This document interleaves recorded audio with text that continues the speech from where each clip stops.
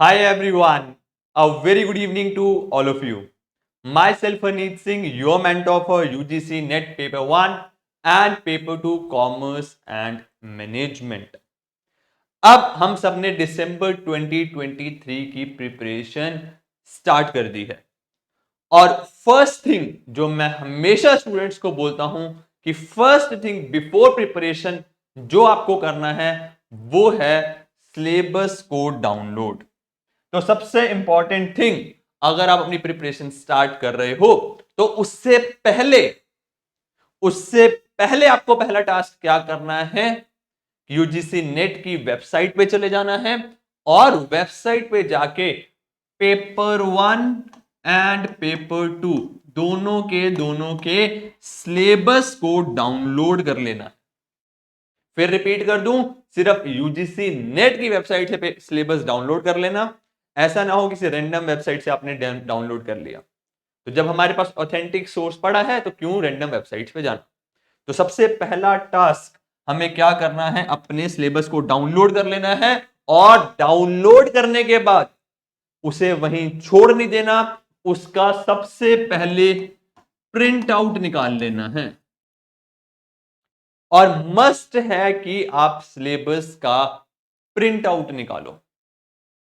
Print out निकाल के जहां पे भी आप पढ़ते हो या जिस भी नोटबुक में आप पढ़ते हो उसके पहले पेज पे या अपनी डेस्क में सामने उसे चिपका लो या रख लो, क्योंकि सिलेबस ही हमें आगे डायरेक्शन देने वाला है कि हम अपनी प्रिपरेशन किस अकॉर्डिंग करेंगे।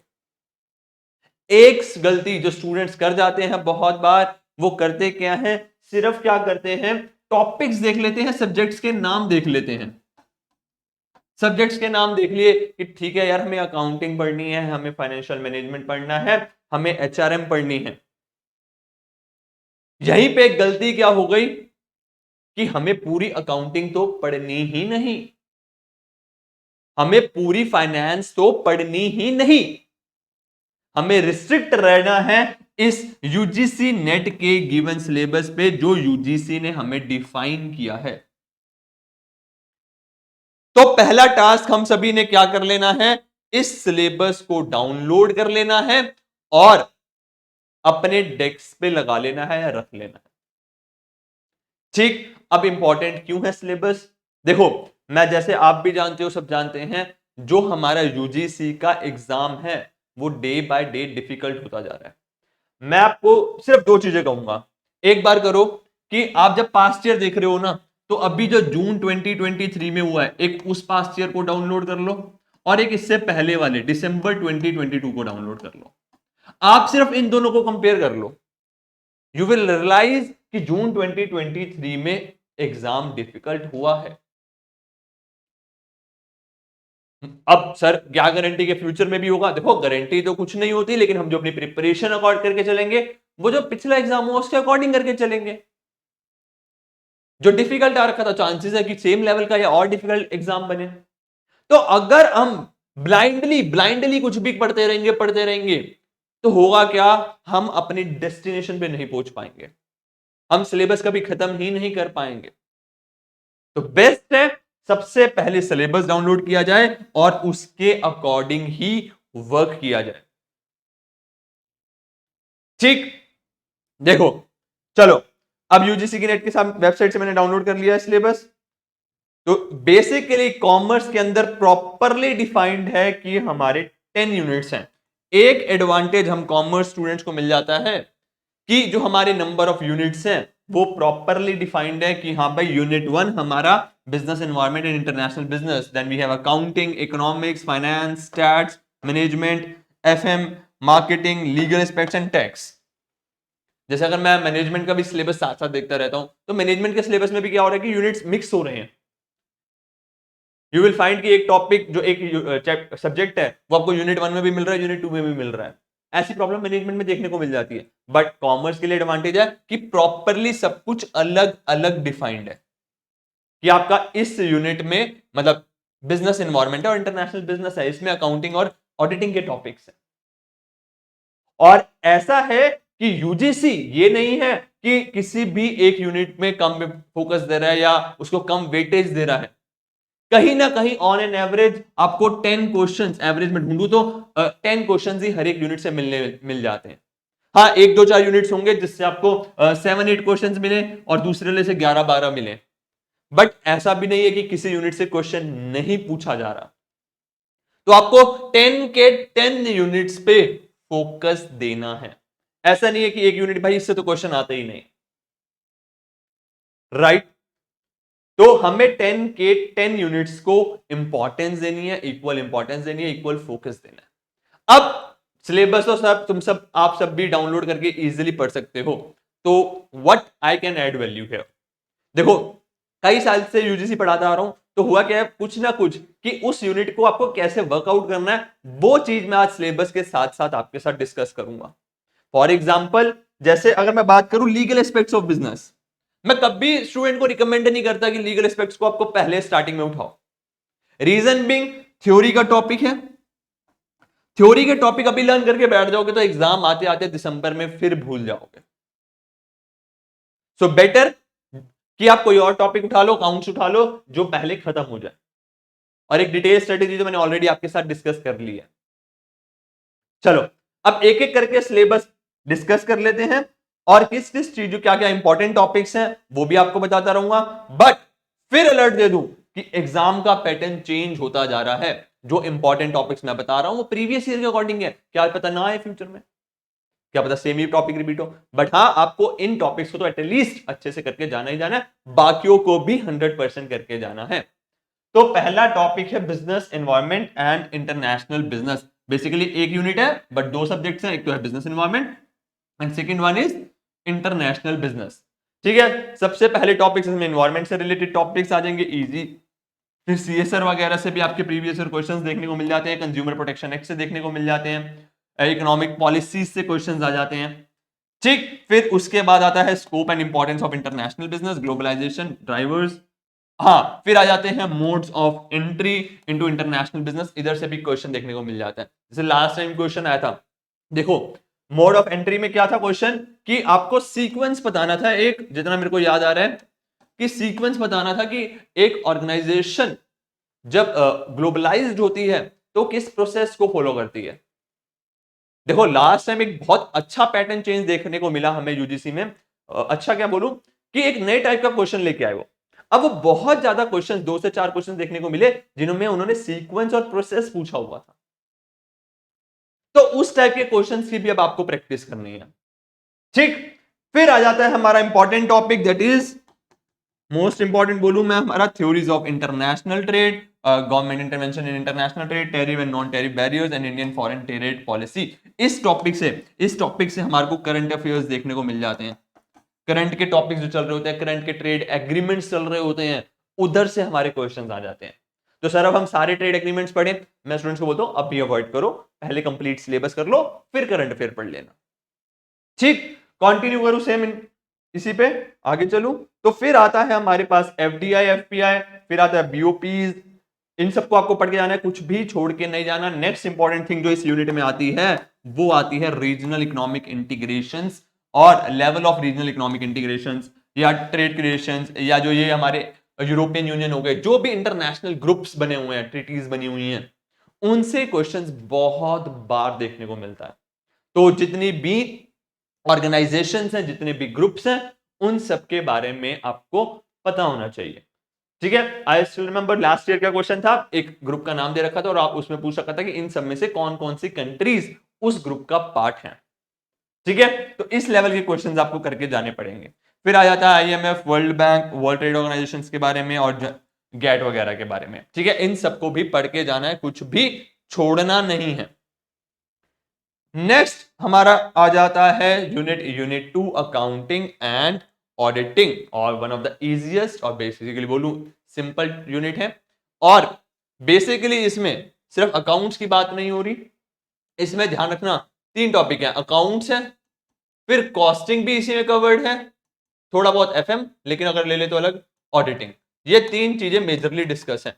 अच्छा देखो, ऑडिटिंग में आपको मेजर फोकस नहीं करना, क्योंकि बेसिकली मैंने हर बार देखा 1 से 2 क्वेश्चन ही ऑडिटिंग के आते हैं, बाकी क्वेश्चन हमारे अकाउंट्स और कॉस्टिंग में डिवाइडेड होते हैं। तो ऐसा ना हो कि ऑडिटिंग पे आप बहुत ज्यादा टाइम वेस्ट कर दो। इसलिए मैं सिलेबस पहले डिस्कस कर रहा हूं कि ये ना हो कि आपने सिलेबस भी खोल लिया और शुरू हो गए पढ़ना। तो सिलेबस में ऑडिटिंग पे आप थोड़ा लीनियंट हो सकते हो या बाद में फोकस कर सकते हो जब आपका अदर सिलेबस हो जाए। ठीक, अकाउंटिंग की बात करूं मैं तो basic accounting principle, concepts and postulate basic basic आपको आता है, आपको रिवीजन करने की ही जरूरत पड़ेगी। पार्टनरशिप में पार्टनरशिप रेशियो से क्वेश्चंस आ जाते हैं, चेंज जो पार्टनरशिप रेशियो चेंज होती है, बहुत बार क्वेश्चन देखा गया चेंज इन पार्टनरशिप रेशियो का, या कोई पार्टनर जा रहा है छोड़ के आ रहा है, मतलब एंटर हो रहा है, या लीव एडमिशन है, रिटायरमेंट है, डेथ है, तो उसमें जो अकाउंट्स क्रिएट होते हैं हमारे, तो उससे रिलेटेड क्वेश्चंस बहुत बार देखने को मिल जाते हैं। फॉर एग्जांपल पार्टनर छोड़ के गया तो उसका कितना परसेंटेज ऑफ प्रॉफिट बनेगा, ऐसे क्वेश्चंस देखने को मिल जाते हैं। फिर आ जाता है हमारा कॉर्पोरेट अकाउंटिंग। कॉर्पोरेट अकाउंटिंग में इशू फॉरफीचर और इशू ऑफ शेयर्स, इधर बेसिक क्वेश्चंस कुछ ज्यादा देखने को नहीं मिलता। Merger, amalgamation, reconstruction. फिर होल्डिंग कंपनी जो हमारी कॉर्पोरेट अकाउंटिंग का पार्ट हो गई। फिर आ जाता है हमारे पास कॉस्ट एंड मैनेजमेंट अकाउंटिंग। तो इधर जो इंपॉर्टेंट टॉपिक्स हैं वो स्टैंडर्ड कॉस्टिंग, बजटिंग, कॉस्टिंग, मतलब ये सारी चीजें आपको पढ़ के जानी है, छोड़ना कुछ भी नहीं है। ठीक, फिर हमारा थोड़ा सा बेसिकली बोला पार्ट आ जाता है टारगेट कॉस्टिंग, केजन कॉस्टिंग वगैरह, जो ऑपरेशंस वगैरह का पार्ट है, जीआईटी, इधर से जीआईटी से क्वेश्चंस देखने को मिलते हैं। और फिर आता है हमारा मोस्ट इंपॉर्टेंट, ये एक हमारा इंपॉर्टेंट है, इसको बिल्कुल भी नहीं छोड़ना, दैट इज रेशियो एनालिसिस। बहुत बार क्या मैक्सिमम टाइम ही रेशियो से क्वेश्चंस देखने को मिलते हैं, इंफॉर्मेशन दी होती हैं, आपको रेशियो कैलकुलेट करनी होती है। ठीक, फिर आ जाता है फंड फ्लो और cash flow analysis. Cash flow analysis का क्वेश्चन आ जाता है कि आपको बता दिया जाता है कि 3 से 4 चीजें दे दी जाती हैं, आपको बताना पड़ता है कि ये इन्वेस्टिंग एक्टिविटी का पार्ट है, फाइनेंसिंग एक्टिविटी का पार्ट है, या ऑपरेटिंग एक्टिविटी का पार्ट है। फिर human resource accounting, inflation accounting, इधर से कम क्वेश्चन देखने को मिलते हैं। फिर आता है Indian accounting standards and IFRS. अच्छा देखो, इंडियन अकाउंटिंग स्टैंडर्ड्स खुद में ही बहुत बड़ा टॉपिक है, जितने मर्जी अकाउंटिंग स्टैंडर्ड्स कवर कर लो खत्म ही नहीं होंगे, राइट।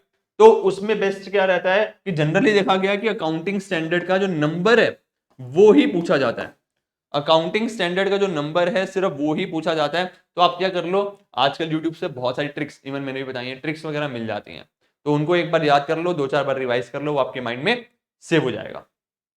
ठीक, फिर आ जाता है हमारा ऑडिटिंग का पार्ट। ठीक है, इधर 1 से 2 क्वेश्चन देखने को मिलते हैं, इसको आप रिवाइज करके चले जाओ। नेक्स्ट यूनिट पे चलते हैं, दैट इज बिजनेस इकोनॉमिक्स। और एक एडवांटेज हमारे पास यहां पे है कि बिजनेस इकोनॉमिक्स में they are basically talking about only micro economics. तो मैक्रो इकोनॉमिक्स की ज्यादा बात नहीं होती, सिर्फ माइक्रो इकोनॉमिक्स की बात होती है, जो कि एक इजी एस्पेक्ट है। ठीक, इसमें तो ऐसा कुछ नहीं बोलूंगा जो छोड़ के जाओ। Meaning of scope of business economics, फिर demand analysis, law of demand, elasticity of demand, सब ये हम 11th में करके आते हैं, 11th 12th में। तो ऐसा कुछ नहीं है जो आपने ना पढ़ा हो, 11th 12th के टॉपिक सारे हैं। देखो, consumer behaviour, utility, indifference curve, ये सब, law of probable proportion, law of return, ये सब पोर्शन तो मैं कहूं हमारी 11th में था, ये क्लास 11th का है, लॉ ऑफ वेरिएबल प्रोपोर्शन भी बल्कि। ठीक, सिर्फ करना क्या है, हमें रिवाइज कर लेना है और इनके एमसीक्यू प्रैक्टिस कर लेते हैं। एमसीक्यू प्रैक्टिस क्यों करने हैं, देखो आपको जो कंसेप्ट होगा वो तो आता होगा, बट यूजीसी भी ऑब्वियस सी बात है इजी क्वेश्चन नहीं देगा इसमें। वो क्या कर लेता है, 2-4 चीजें बोल देता है और पूछ लेता है कि किसकी इलास्टिसिटी ऑफ डिमांड हायर होगी या लोअर होगी। तो उस टाइप के क्वेश्चन आपको प्रैक्टिस कर लेने हैं कंसेप्ट पढ़ने के बाद, क्योंकि उधर स्टूडेंट कंफ्यूज हो जाता है कि यार ये इधर कौन सी इलास्टिसिटी का फैक्टर मैं कंसिडर करूं या ना करूं। ठीक, फिर उसके बाद आता है theory of cost, long run, short run, ये भी अच्छे क्वेश्चन आ जाते हैं, रिलेशनशिप्स पूछे जाते हैं। और इंपॉर्टेंट टॉपिक फिर आ गया, इसमें यूनिट में बोलूंगा इंपॉर्टेंट टॉपिक है हमारा जो मार्केट फॉर्म्स है। इधर हर बार क्वेश्चन देखने को मिलते हैं और अच्छे क्वेश्चन होते हैं कि मार्केट फॉर्म्स कौन कौन सी, ओलिगोपोली या मोनोपोलिस्टिक है, उनके कैरेक्टरिस्टिक्स से, उनकी एजम्पशन से, या किसी और इकोनॉमिक्स से रिलेटेड थ्योरी होगी जो मार्केट फॉर्म्स की होगी, उससे रिलेटेड क्वेश्चंस 100% देखने को मिलते ही मिलते हैं। ठीक, फिर आ जाती है हमारी प्राइसिंग स्ट्रेटेजीज वगैरह। चले आगे, नेक्स्ट है हमारे पास बिजनेस फाइनेंस, ये भी अच्छा टॉपिक। बिजनेस फाइनेंस में हमारे पास cost of capital, capital budgeting, ये इंपॉर्टेंट टॉपिक है, फिर बोल दूं कैपिटल बजटिंग इंपॉर्टेंट टॉपिक है। इधर से क्वेश्चन आ जाते हैं, एनपीवी वगैरह कैलकुलेट करने आ सकते हैं, इजिली आईआरआर वगैरह पूछे जा सकते हैं, उनकी एजम्पशंस पूछी जा सकती हैं, प्रॉपर्टीज पूछी जाती हैं। ठीक, फिर working capital management, working capital management और उसके साथ डिविडेंड डिसीजन, जो थ्योरीज है डिविडेंड डिसीजन की, जो थ्योरीज है डिविडेंड डिसीजन की, बहुत इंपॉर्टेंट है। ठीक, यहां तक जो हमारा पार्ट हो गया दैट इज फाइनेंशियल मैनेजमेंट। अब देख लो फाइनेंशियल मैनेजमेंट में पूरा डिटेल में नहीं चले जाना, जोन जोन से टॉपिक्स लिखे हुए हैं आपको उन्हीं को ही कवर कर लेना है। ठीक, फिर आता है हमारे पास जो सिक्योरिटीज मार्केट है उससे रिलेटेड क्वेश्चंस। ठीक, तो रिस्क एंड रिटर्न एनालिसिस आ गया, इंटरनेशनल मॉनिटरी सिस्टम आ गया, foreign exchange market, exchange rate, hedging techniques. कम क्वेश्चंस आते हैं लेकिन हाँ आते जरूर हैं। जैसे इस बार उन्होंने यूरो करेंसी के करंट करेक्टरिस्टिक्स पूछे हुए थे। आई थिंक बहुत ही अच्छे लेवल का क्वेश्चन है जो बाकी कॉम्पिटिटिव एग्जाम्स में देखने को नहीं मिलता। तो यूरो करेंसी के करेक्टरिस्टिक्स पूछे हुए थे कि इनमें से कौन सा करेक्टरिस्टिक है या नहीं है, 4 पॉइंट्स दे रखे थे हमें। तो स्किप आप तब भी नहीं कर सकते इसको। ठीक है, तो इन सबको छोड़ के नहीं जाना। स्टूडेंट्स को हम पहले बोलते थे कि कम ध्यान देना, लेकिन इस बार क्वेश्चन आए थे, प्रॉपरली आए थे। ठीक, फिर आता है हमारा next unit business statistics and research methods. तो बिजनेस स्टैटिस्टिक्स में इजी है, सेंट्रल टेंडेंसी, डिस्पर्जन, स्क्यूनेस। अच्छा बच्चों रुक जाओ, सेंट्रल टेंडेंसी में हमें पता है मीन, मीडियन, मोड। और ऑब्वियस सी बात है UGC will not ask you to calculate a mean, median और mode. What he will do कि वो क्या करेगा, मीन की प्रॉपर्टीज से क्वेश्चन उठा के बनाएगा। स्टूडेंट्स को लगता है उन्हें मीन आता है, सेंट्रल टेंडेंसीज आती हैं, उनके assumptions पे से क्वेश्चन उठा के बनाएगा। तो वो क्वेश्चन की थोड़ी अच्छी प्रैक्टिस कर लेना, उनकी सारी प्रॉपर्टीज वगैरह जरूर पढ़ लेना। ठीक, छोड़ मत देना, क्योंकि मैंने देखा मेजर ऑफ सेंट्रल टेंडेंसी नाम सुनते मीन, मीडियन, मोड, बच्चा अच्छा ये तो आता है भाई, क्वेश्चन नहीं आएगा मीन, मीडियन, मोड कैलकुलेट करना, they will ask the properties. फिर measures of dispersion, skewness, regression से क्वेश्चन बनता है, न्यूमेरिकल क्वेश्चंस आते ही आते हैं। ठीक, अच्छा न्यूमेरिकल क्वेश्चंस की भी जब आप प्रैक्टिस कर रहे हो तो ये नहीं है कि आपको लॉन्ग फॉर्मेट वाले, ऐसे न्यूमेरिकल क्वेश्चंस की प्रैक्टिस करनी है जो आपको पता है कि एक नंबर में पूछे जा सकते हैं। कि आपको एक हाइपोथेटिकल एग्जांपल ले लेता हूं, स्टैंडर्ड डेविएशन दे रखा है, तो आपको वेरिएंस निकालना है, या दो चीजें दे रखी हैं, तीसरी चीज निकालनी है, मीन मीडियन दे रखा है तो मोड निकालना है, वो चीजें आपको याद रखनी है। ठीक, फिर आता है हमारे पास स्टैटिस्टिक्स में प्रोबेबिलिटी डिस्ट्रीब्यूशन, रिसर्च के रिलेटेड कंसेप्ट्स आ जाते हैं, बायनॉमियल पोजीशन, नॉर्मल डिस्ट्रीब्यूशन आ जाता है, इजी सैंपलिंग आ जाता है, और नेक्स्ट जो इंपॉर्टेंट टॉपिक जाता है वो ये मैक्सिमम टाइम। इस पेज से क्वेश्चंस आते ही आते हैं, तुम्हारा जेड टेस्ट, टी टेस्ट, नोवा, का स्क्वायर, ये सारे टेस्ट से कोई ना कोई क्वेश्चन जरूर बना होता है। तो ये तो अच्छे से ही करके जाना है आपको। ठीक, नेक्स्ट बात कर लेते हैं यूनिट नंबर 6 की। तो यूनिट नंबर 6 में हो गया हमारा business management and human resource management. Simple simple सा, कुछ डिफिकल्ट नहीं है, बेसिक क्वेश्चन देखने को मिलते हैं। जो इंपॉर्टेंट टॉपिक हैं वो ये एचआरएम के जो कंसेप्ट और रूल्स हो गए मैनेजर्स वगैरह के, वो रिक्रूटमेंट और सिलेक्शन के जो प्रोसेसेस हो गए, वो सारे इंपॉर्टेंट टॉपिक है और उसके 100% आपको कवर करना ही करना है। ठीक, आगे बात कर लेते हैं हमारा यूनिट नंबर 7। फिर आ जाता है बैंकिंग एंड फाइनेंशियल इंस्टीट्यूशन। तो ये बेसिकली हमारा एक पूरा थ्योरी टॉपिक, ठीक है। और इसमें जो इंपॉर्टेंट क्वेश्चंस आ जाते हैं वो आ जाते हैं हमारे ये money market, capital market, government securities, और जो फाइनेंशियल इंस्टीट्यूशंस हो गए, ये हमारे इंपॉर्टेंट टॉपिक्स। ठीक है, आरबीआई की जो मॉनेटरी पॉलिसी है इस पे भी बहुत बार क्वेश्चंस देखने को मिले हैं कि आरबीआई किस तरह से रेट्स वगैरह को फ्लक्चुएट करता है, कौन कौन से रेट्स होते हैं, उनके बीच का डिफरेंस वगैरह, इसकी आपको इन डेप्थ नॉलेज होनी चाहिए। फिर रिकॉल करा दूं, सिलेबस इस बार जब कवर करोगे तो ऊपर ऊपर से नहीं करने का, आपको इन डेप्थ स्टडी करने की जरूरत पड़ेगी। क्यों? क्योंकि एग्जाम अब डिफिकल्ट होता जा रहा है। आपको इन डेप्थ आता होगा, आप तब भी ही आंसर कर पाओगे। ठीक, बस इन डेप्थ भी ऐसा नहीं ब्लाइंडली आपको जाना है, आपको टारगेट करने की हाँ किस टाइप के क्वेश्चंस पास में पूछे जा रहे हैं, या जो आप पढ़ रहे हो क्या उन्हें आंसर्स कर पा रहे हो या नहीं कर पा रहे हो। चले पढ़े तो जा रहे हो लेकिन एमसीक्यू सॉल्व नहीं कर पा रहे। ठीक, फिर आ जाता है हमारे पास digital banking, insurance, insurance IRDA। ठीक, बेसिक बेसिक चीजें। फिर आ जाता है हमारे पास मार्केटिंग मैनेजमेंट। इधर जो आपके प्राइसिंग के डिसीजंस होते हैं, जो फैक्टर्स होते हैं अफेक्टिंग प्राइस डिटर्मिनेशन, ये क्वेश्चंस बहुत बार देखा जाता है। इन पे फोकस आपको अच्छे से करना है। देखो इंपॉर्टेंट बताने का रीजन क्या है, जब ये पॉइंट्स आए ना, जब आप भी प्रिपरेशन कर रहे हो, ये इंपॉर्टेंट टॉपिक्स दिखे, आपको अपने माइंड को एक बार अलर्ट करना है कि हाँ ये इंपॉर्टेंट टॉपिक्स हैं, इनको छोड़ के नहीं जा सकता, या इनमें बहुत ज्यादा इन डेप्थ में जाने की जरूरत है। ठीक,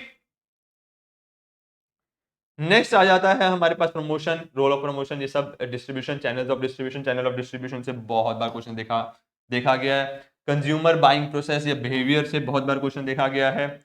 बाकी logistic management, CRM, online marketing, green marketing, ये सबसे भी क्वेश्चंस आते हैं, ऐसा नहीं कि आप स्किप कर सकते हो, बट फ्रीक्वेंट नहीं होते।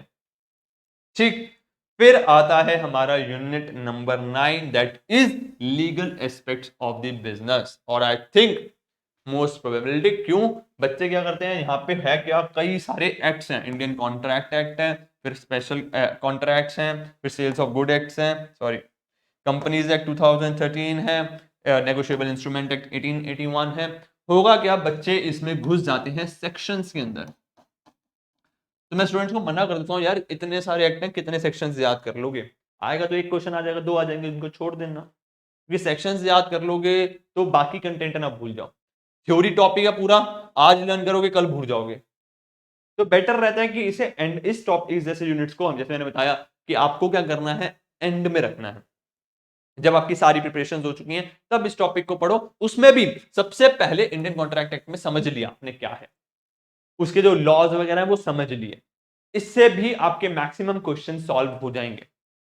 हाँ, एक दो क्वेश्चन जो सेक्शन वाले आ जाएंगे वो बाद में हम छोड़ देंगे या लर्न कर लेंगे, तो बिल्कुल एंड में लर्न करेंगे। ये ना हो कि हम पहले ही सेक्शन लर्न करी जा रहे हैं और हमारा पूरा का पूरा टाइम वेस्ट हो रहा है।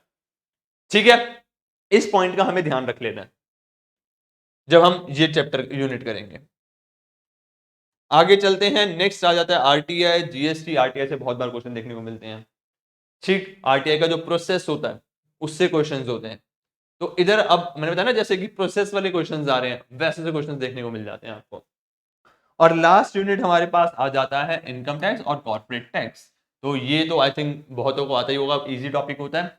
और इधर भी आपको सेक्शंस लर्न करने पड़ेंगे। दो चार इंपॉर्टेंट टॉपिक्स कैसे, जैसे डिडक्शंस वगैरह से क्वेश्चंस बहुत बार पूछे जाते हैं कि कौन से डिडक्शन है, तो मैक्सिमम टाइम देखने को मिलेगा ही मिलेगा आपको पास्ट ईयर में कि डिडक्शन से क्वेश्चन आया ही आया है, तो सारी डिडक्शंस लर्न कर लेनी है। इंडिविजुअल वाला पोर्शन ज्यादा फोकस कर लेना, क्लबिंग वगैरह के क्वेश्चंस आ जाते हैं आपके पास। डबल टैक्सेशन से अभी इतना खास तो नहीं, लेकिन आने को तो आ ही सकता है। ठीक, फिर हमारे पास एक चीज और यहाँ पे मैं आपको बता दूं कि जो इनकम टैक्स फॉर्म के नेम्स होते हैं वो उनसे रिलेटेड क्वेश्चंस आ जाते हैं, या किस पर्सन को कौन सा इनकम फॉर्म भरना होता है उससे रिलेटेड क्वेश्चंस आ जाते हैं। तो उन टॉप क्वेश्चंस को भी आपको लर्न करके जाना है। अच्छा, डिडक्शंस के केस में एक बार स्टूडेंट गलती कर देते हैं, डिडक्शंस वो सिर्फ इनकम टैक्स ही पढ़ के जाते हैं, और बहुत बार होता क्या है, इनकम टैक्स के साथ साथ जो अदर डिडक्शंस वगैरह अवेलेबल होती हैं बिजनेस के पॉइंट ऑफ व्यू से या अदर पॉइंट ऑफ व्यू से, जैसे deduction and collection of tax at source, in topics में जो डिडक्शंस होती हैं वो आपको भी आनी चाहिए। जनरली बच्चा वो 80C वाली जो होती है ना, 80C से लेके 80 जी तक, यू तक, वो पढ़ के चला जाता है। तो आपको वो के साथ साथ बाकी अदर डिडक्शंस को भी फिगर आउट करना है और उन सबको भी कंप्लीट करके जाना है। बेसिकली ये वाली डिडक्शन फ्रॉम जीटीआई सिर्फ बच्चा ये पढ़ के चला जाता है, वो ये वाली डिडक्शंस भूल जाता है, डिडक्शंस एंड कलेक्शंस और एट टीडीएस एंड टीसीएस। ठीक, तो उन टॉपिक्स को भी भूलना नहीं है। समझ आ गया, इनके डायरेक्शंस वगैरह भी सेक्शंस वगैरह हैं, तो एंड मोमेंट में ही याद करना। एंड मोमेंट मतलब ये नहीं कि पेपर से एक दिन पहले, आई मीन कि अभी एग्जाम स्टार्ट नहीं हुआ, मतलब 5 महीने हैं हमारे पास, तो अभी आप अकाउंट्स कर लो, फाइनेंस कर लो, आप अपनी इकोनॉमिक्स खत्म कर लो, आप मैनेजमेंट खत्म कर लो, उसके बाद ये लॉ और अपना टैक्स वगैरह उठाना। ठीक, अब आपका टास्क क्या है, ऑलरेडी मैंने आपके साथ स्ट्रेटेजी शेयर कर दी है, वो वीडियोस आपके पास अगर अभी नहीं देखी तो सबसे पहले उसे देख लो। अब उसके बाद स्ट्रेटेजी देखने के बाद आपको क्या करना है, अपना सिलेबस डाउनलोड कर लेना है। सिलेबस वाली वीडियो को एक दो बार देख लो, उससे आपके माइंड में बैठ जाएगा किस टाइप के क्वेश्चंस आ रहे हैं, ताकि जब आप स्टडी कर रहे हो, जब आप पढ़ रहे हो, तो आपके माइंड में हो कि आपको कितना इन डेप्थ जाना है और किस किस एंगल से टॉपिक को कवर करना है। और ये भी मैं रिमाइंड करा दूं, ऐसा ना हो कि आपने बुक खोली, बुक खोलते ही पढ़ने बैठ गए, क्योंकि बहुत सारे इररिलेवेंट टॉपिक्स भी आएंगे जो आपको नहीं कवर करने। ठीक, ठीक है, अगर कोई भी डाउट है you can contact us any time. Website का लिंक डिस्क्रिप्शन बॉक्स पे है, कॉन्टैक्ट नंबर है वो उस पे है, कमेंट सेक्शन पे पूछ लो, we are here to help you. But ये नहीं है कि अभी लीनियंट हो जाना कि भाई नोटिफिकेशन आएगी तब पढ़ेंगे, तब बिल्कुल का बिल्कुल नहीं होगा, ठीक। और एज रिमाइंड करा दूं, ऑलरेडी हमारे लाइव सेशंस फॉर दिसंबर 2023 के लिए लाइव सेशन शुरू हो चुके हैं। मंडे ट्यूसडे हमारा पेपर 1 का होता है और थर्सडे फ्राइडे हमारा पेपर 2 का। पेपर 2 कॉमर्स एंड मैनेजमेंट अभी कंबाइंड चलाने हैं, जो कॉमन सब्जेक्ट्स हैं, उसके बाद जो अलग अलग सब्जेक्ट्स बच जाएंगे वो कवर कर लेंगे, ठीक। समझ आ गया? कोई डाउट हो तो कमेंट सेक्शन में, या you can call us. But अब नेक्स्ट टास्क आपका क्या है, वीडियो बंद करते ही डाउनलोड करो सिलेबस और प्रिंट निकाल के आओ, ठीक। So that's all for a day, bye bye, take care, all the best.